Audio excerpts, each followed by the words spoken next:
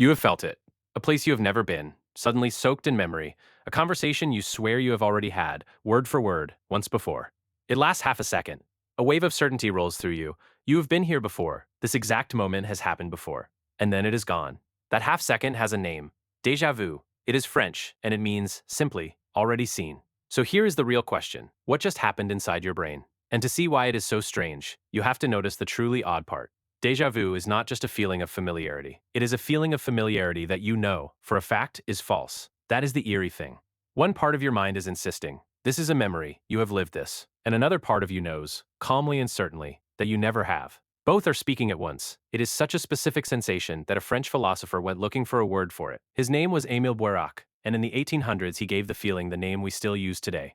And you are far from alone in feeling it. By many estimates, around two-thirds of people experience déjà vu at some point in their lives. It is one of the most common strange feelings we have, but it is not spread evenly across a life. Déjà vu strikes most often in the young, roughly between 15 and 25. And then, for reasons nobody has fully explained, it slowly fades as we grow older. It also tends to arrive when you are worn down, when you are tired, or stressed, or stretched thin. As if the feeling waits for the moments your mind is least steady, and slips in then. So we know who feels it, and roughly when. Which makes the next fact almost funny. When it comes to explaining déjà vu, scientists still do not have a settled answer. Not one.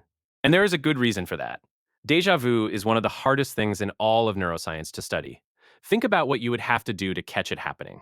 It is over in a second or two. It arrives without warning, and you cannot force it to happen on command. You cannot sit someone in a scanner and simply ask them to feel it. So instead of one proven answer, what we have is a handful of competing theories, rivals. Each one has a real clue behind it. And not one of them has been proven to be the whole truth. Here's the first one. To understand it, you need to know something surprising about how memory works. Recognizing something feels like a single act, but your brain actually does it in two separate steps. The first step is familiarity, a quiet signal of knowing, a sense of having met this before. The second step is recollection, the part that actually tells you where from and when.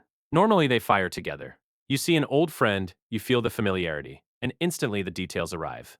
Their name, the last time you met. The two boxes work as one smooth machine. But this theory says that in déjà vu, something slips. The familiarity box fires all on its own. It shouts that you know this. And the recollection box stays dark. It has nothing to offer. So you are left with the raw feeling of a memory, with no memory attached to it. The sensation of remembering, hanging in the air, pointing at nothing. That, some scientists think, is déjà vu. It is a beautiful idea. But it raises an obvious question, doesn't it? Why would the familiarity box light up at all, if there is genuinely nothing there to be familiar with? That leads to the second theory. And this is the one to watch, because it is the only theory that someone has actually recreated in a laboratory, on purpose, in healthy people. The scientist who did it is named Anne Cleary, at Colorado State University. Her idea starts with a simple thought. What if déjà vu is not about the thing in front of you, but about its shape, the way a room is laid out, the arrangement of things in space? So Cleary built worlds. Using virtual reality, she designed scenes people could walk through. A junkyard, a hedge garden. Each one looked completely different from the others on the surface. But here was the trick. Some of those scenes secretly shared the exact same layout. The hedge garden had the same arrangement, the same shape and space, as a junkyard the person had wandered through earlier and long forgotten, and it worked. When people stepped into a new scene that secretly matched an old one, they were far more likely to feel that eerie flash. Real déjà vu, triggered on demand, in a controlled room. So this theory says déjà vu happens when something in front of you closely resembles a scene from your past that you simply cannot bring to mind. Your brain recognizes the shape, but not the source, so it flags the place as familiar, and cannot tell you why. And that gap, the knowing without the knowing from where, is exactly the strange feeling you get. A shape from your memory you can no longer name. Which brings us to the third theory. And this one comes not from the healthy brain, but from a clue hidden inside a medical condition. It is the strangest of the three, and it may be the deepest. Deep in your brain, on each side, sits a region called the temporal lobe. It is one of the great machine rooms of memory. And in some people, that region does not always fire smoothly. There is a condition called temporal lobe epilepsy, where seizures begin in exactly that area. And many people who live with it describe something remarkable in the moments just before a seizure arrives. They feel a sudden, overwhelming wave of déjà vu. Intense, unmistakable. It comes as a warning, a kind of aura, right before the seizure takes hold. For some, the strange familiar feeling is the alarm bell. And here is the clue that makes it powerful. Doctors have found that gently stimulating that same region with a small electrical current can produce the feeling of déjà vu directly.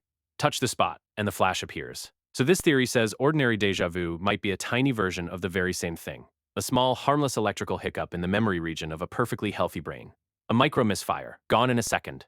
Three theories then, a memory glitch. a forgotten shape, a tiny spark, each with real evidence behind it. And here is the honest truth. They might all be partly right, and we still cannot say for certain. But there is one more part of déjà vu we have to talk about, because it is the part that has made people reach for something far spookier than misfiring neurons. And this is where the science gets sharp. Very often, déjà vu comes wrapped in a second feeling. Not just that you have been here before, but that you know what is about to happen next. A certainty that you can see the next few seconds coming. That feeling is where the old ideas come from. Past lives, glimpses of the future, a glitch in a matrix. If you can sense what happens next, surely something bigger is going on. So Anne Cleary tested it. She put people back in her virtual worlds and triggered déjà vu again. Then, in that exact moment, she asked them, "Can you predict what comes next? Which way does this path turn?" And she measured whether they actually could. The result is the quiet heart of this whole story. During déjà vu, people genuinely felt they could predict what came next. Strongly, confidently. And when you checked their actual guesses, they were no better than chance. Read that again slowly. The certainty was real. The prediction was not. The sense that you can see the future is part of the illusion, stitched into the feeling itself. It is not fortune-telling. It only feels like it. So let us say it plainly and kindly. Déjà vu is not evidence of past lives. It is not a crack in reality or a message from the future. It is your memory system, for half a second, showing you its own workings. And once you see it that way, memory turns out to have a mirror image, a twin feeling that runs in the opposite direction. It is rarer, and if anything, it is even stranger. It is called jamais vu. Jamais vu is French for never seen. And it is what happens when something completely familiar suddenly feels alien and wrong, as if you are meeting it for the very first time and it makes no sense at all. You have probably felt a small version of it. Stare at a common word long enough, say it over and over, and watch it slowly come apart. The letters stop meaning anything.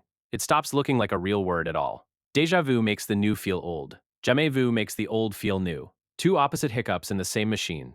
Both quiet reminders that the sense of familiarity you trust every second of every day is something your brain builds. Because that is the thing we forget.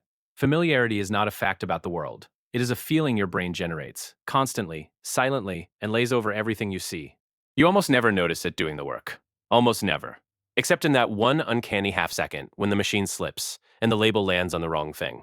Suddenly you can feel the process itself. You catch your own mind, mid-motion, doing what it always does. That may be the real gift of déjà vu. It is one of the only moments where you get to feel the vast machinery of your own memory actually running, not the finished picture, the gears. So the next time it comes, that flash of a place you have never been, soaked in memory, do not go looking for a past life or a warning from the future. There is something better going on. For half a second, you are feeling your own mind at work, the strangest familiar feeling in the world, shared by almost everyone alive, and still, after all this time, not fully explained.